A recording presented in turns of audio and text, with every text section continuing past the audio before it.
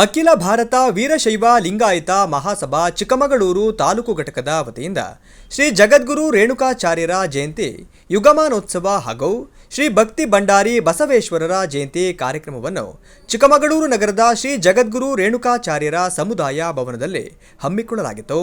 ಶಾಸಕ ಎಚ್.ಡಿ. ತಮ್ಮಯ್ಯ ಅವರು ಜ್ಯೋತಿ ಬೆಳಗುವುದರ ಮೂಲಕ ಉದ್ಘಾಟಿಸಿ ಕಾರ್ಯಕ್ರಮಕ್ಕೆ ಚಾಲನೆ ನೀಡಿದರು. ಬಳಿಕ ಮಾತನಾಡಿದ ಅವರು, ಸಕಲ ಮಾನವರಿಗೂ ಒಳಿತನ್ನು ಬಯಸುವುದೇ ನಿಜವಾದ ಧರ್ಮ.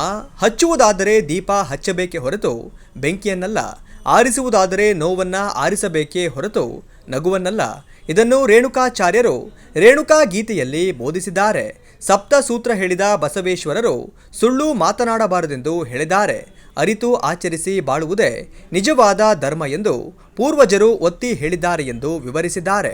ಈಗಾಗಲೇ ಕಳೆದ ಒಂದು 10 ದಿನದ ಹಿಂದೆ ರೇಣುಕಾಚಾರ್ಯ ಟ್ರಸ್ಟ್ ವತಿಯಿಂದ ಇದೇ ಜಾಗದಲ್ಲಿ ರೇಣುಕರ ಮತ್ತು ಬಸವಣ್ಣನವರ ಜಯಂತಿ ನಡೆದಿತ್ತು.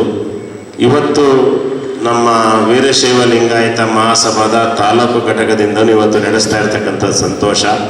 ನಾನೀಗಾಗಲೇ ಸ್ವಾಮೀಜಿಯವರ ಹತ್ರ, ಪದಾಧಿಕಾರಿಗಳ ಹತ್ರ ಎಲ್ಲ ಮಾತಾಡಿದ್ದೇನೆ. ಇನ್ನು ಮುಂದೆ ಇನ್ನೂ ಚೆನ್ನಾಗಿ ರೇಣುಕಾಚಾರ್ಯ ಟ್ರಸ್ಟ್ನವ್ರ ಜೊತೆನೆ ಎಲ್ಲರೂ ನಮ್ಮ ಸಹಕಾರವನ್ನು ಕೊಟ್ಟು ಒಟ್ಟಾಗಿ ವಿಜೃಂಭಣೆಯಿಂದ ಮಾಡೋಣ ಅಂತ ನಾನು ಈ ಸಂದರ್ಭದಲ್ಲಿ ನಾನು ವೈಯಕ್ತಿಕವಾಗಿ ಮನವಿ ಮಾಡ್ತೀನಿ. ಇನ್ನು ಇವತ್ತಿಗೇನು ನಾವು ಆದಿಗುರು ರೇಣುಕರ ಬಗ್ಗೆ ಏನು ಇವತ್ತು ಈ ಜಯಂತಿಯನ್ನು ಹಮ್ಮಿಕೊಂಡಿದ್ದೀವಿ, ಅದರ ಪ್ರಯುಕ್ತ ಮತ್ತು ಬಸವಣ್ಣನವರ ಜಯಂತಿಯ ಪ್ರಯುಕ್ತ 2 ಮಾತನ್ನು ಆಡಲಿಕ್ಕೆ ಬಯಸ್ತಾ ಇದ್ದೇನೆ. ಆದಿಗುರು ಜಗದ್ಗುರು ರೇಣುಕಾಚಾರ್ಯರು ಆನಗಲ್ ಕುಮಾರಸ್ವಾಮಿಯವರ ಜೊತೆ ಸಾವಿರಾರು ವರ್ಷಗಳ ಹಿಂದೆ ನಮ್ಮ ವೀರಶೈವ ಲಿಂಗಾಯತ ಸಮಾಜದ ಸಂಸ್ಥಾಪಕರು ಅನ್ನೋದನ್ನ ಈ ಸಂದರ್ಭದಲ್ಲಿ ಹೆಮ್ಮೆಯಿಂದ ಹೇಳಲಿಕ್ಕೆ ಬಯಸ್ತಾ ಇದ್ದೀನಿ. ಅವರು ಅವರ ಬದುಕಿನ ಸಂದರ್ಭದಲ್ಲಿ ಅವರು ಹುಟ್ಟಿದ್ದು ಆಂಧ್ರ ಪ್ರದೇಶದ ಕದ್ರಿಕಿ ಎಂಬ ಸ್ಥಳದಲ್ಲಿ ಅವರು ಹುಟ್ಟಿದರೂ ಸಹ ಇಡೀ ಕರ್ನಾಟಕ, ಆಂಧ್ರ, ತಮಿಳುನಾಡು, ಹೀಗೆ ಇಡೀ ನಮ್ಮ ದಕ್ಷಿಣ ಭಾರತದಲ್ಲೇ ಅವರು ನಮ್ಮ ವೀರಶೈವ ಲಿಂಗಾಯತ ಸಮಾಜದ ಬಗ್ಗೆ, ತತ್ವಗಳ ಬಗ್ಗೆ ಹೆಚ್ಚು ಪ್ರಚಾರವನ್ನು ಮಾಡಿದರು. ಅವರು ಬಾಲ್ಯದಲ್ಲೇ ರೇಣುಕಾಚಾರ್ಯರು ಭಕ್ತಿಯಿಂದ ಪರಿಪೂರ್ಣರಾಗಿದ್ದರು. ಮತ್ತು ಅವರು ಋಷಿಗಳ ಜೊತೆಯಲ್ಲಿ ನಿರಂತರ ಜ್ಞಾನವನ್ನು ಸಾಧನೆಯನ್ನು ಮಾಡಿ ಶೈವ ತತ್ವಗಳನ್ನು ಆಳವಾಗಿ ಅಧ್ಯಯನ ಮಾಡಿದರು ಅಂತೇಳಿ ಈ ಸಂದರ್ಭದಲ್ಲಿ ಹೇಳಲಿಕ್ಕೆ ಬಯಸ್ತಾ ಇದ್ದೀನಿ. ಅವರು ನಮ್ಮ ವೀರಶೈವ ಲಿಂಗಾಯತ ಧರ್ಮದ ಸ್ಥಾಪನೆಯ ಸಂದರ್ಭದಲ್ಲಿ ಸಾವಿರಾರು ವರ್ಷಗಳ ಇತಿಹಾಸದಿಂದಲೇ ಆನಗಲ್ ಕುಮಾರಸ್ವಾಮಿ ಅವರ ಜೊತೆ ಮಾಡಿದರು.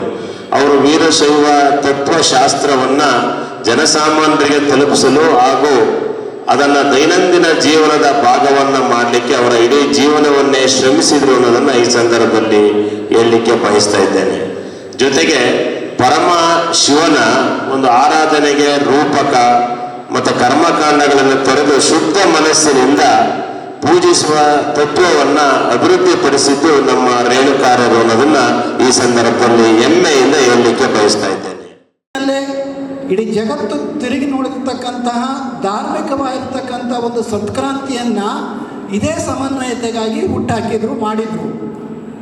850-900 ವರ್ಷಗಳ ಕಳೆದರೂ ಕೂಡ ಸಮನ್ವಯತೆಯನ್ನು ಇಟ್ಕೊಂಡು ನಾವು ಮಾತಾಡಬೇಕಾಗಿದೆ. ಸಮನ್ವಯತೆಯನ್ನು ಸಂಪೂರ್ಣವಾಗಿ ಸಾಧಿಸಲಿಕ್ಕೆ ಸಾಧ್ಯವಾಗಿಲ್ಲ. ಹಾಗಾಗಿ ನಾವು ನಿಂತ ಜಾಗದಲ್ಲಿ ಇವತ್ತು ಸಮನ್ವಯದ ಅವಶ್ಯಕತೆ ಎಷ್ಟಿದೆ ಅಂತಕ್ಕಂಥದ್ದನ್ನು, ಮತ್ತು ಅದು ಅನಿವಾರ್ಯತೆ, ಮತ್ತು ಬದುಕಿನ ಮುಂದಿನ ಭವಿಷ್ಯಕ್ಕೆ ಅದು ಎಷ್ಟು ನಾವು ಆ ಸಮನ್ವಯತೆಯ ಸಾರವನ್ನು ವರ್ಗಾಯಿಸಬೇಕು, ತಲುಪಿಸ್ಬೇಕು ಅಂತಕ್ಕಂಥದ್ದು ಬಹಳ ಮುಖ್ಯ ಅಂತೇಳಿ ನಾನು ಭಾವಿಸ್ತೇನೆ. ಇವತ್ತು ಇಂತಹ ಸಮನ್ವಯಕ್ಕಾಗಿ ನಾವು ಒಂದಾಗಬೇಕಾಗ್ತಕ್ಕಂಥದ್ದು ಅನಿವಾರ್ಯ. ಆ ನಿಟ್ಟಿನಲ್ಲಿ ಒಬ್ಬರು ಆಚಾರ್ಯರು, ಇನ್ನೊಬ್ಬರು ದಾರ್ಶನಿಕರು. ಆಚಾರ್ಯ ರೇಣುಕಾಚಾರ್ಯರು, ದಾರ್ಶನಿಕ ಬಸವಣ್ಣನವರು ಕುರಿತು ಜಯಂತಿಯನ್ನು ಆಚರಿಸ್ತಾ ಇದ್ದೀವಿ. ಬಹುಶಃ ಮಾರ್ಚ್ ತಿಂಗಳ ರೇಣುಕಾಚಾರ್ಯ ಜಯಂತಿ ಬರುತ್ತೆ. ಅಕ್ಷಯ ತೃತೀಯ ದಿನ ನಂತರದಲ್ಲಿ ಬಸವೇಶ್ವರ ಜಯಂತಿ ಬರುತ್ತೆ.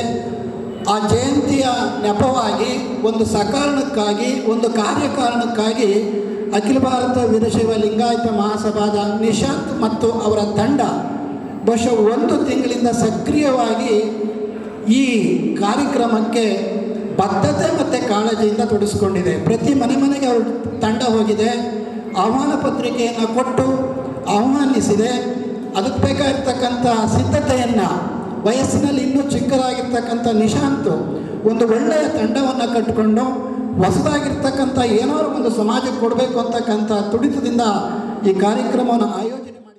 ಚಂದ್ರಶೇಖರ ಶಿವಾಚಾರ್ಯ ಸ್ವಾಮೀಜಿ, ಬಸವ ಮರುಳಸಿದ್ದ ಸ್ವಾಮೀಜಿ, ನಗರಸಭೆ ಮಾಜಿ ಅಧ್ಯಕ್ಷರಾದ ಶೀಲಾ ದಿನೇಶ್, ಅಖಿಲ ಭಾರತ ವೀರಶೈವ ಲಿಂಗಾಯತ ಮಹಾಸಭಾ ಜಿಲ್ಲಾ ಅಧ್ಯಕ್ಷರಾದ ಲೋಕೇಶ್, ಉಪಾಧ್ಯಕ್ಷರಾದ ರುದ್ರಮುನಿ, ಮಹಿಳಾ ಘಟಕ ಜಿಲ್ಲಾಧ್ಯಕ್ಷರಾದ ವನಮಾಲಾ, ಕಡೂರು ತಾಲೂಕು ಅಧ್ಯಕ್ಷರಾದ ರೇಣುಕಾರಾಧ್ಯ, ಮೂಡಿಗೆರೆ ತಾಲೂಕು ಅಧ್ಯಕ್ಷರಾದ ಓಂಕಾರಪ್ಪ, ಚಿಕ್ಕಮಗಳೂರು ತಾಲೂಕು ಅಧ್ಯಕ್ಷರಾದ ನಿಶಾಂತ್, ಆಶಾ ಮಲ್ಲೇಶ್ ಉಪಸ್ಥಿತರಿದ್ದರು.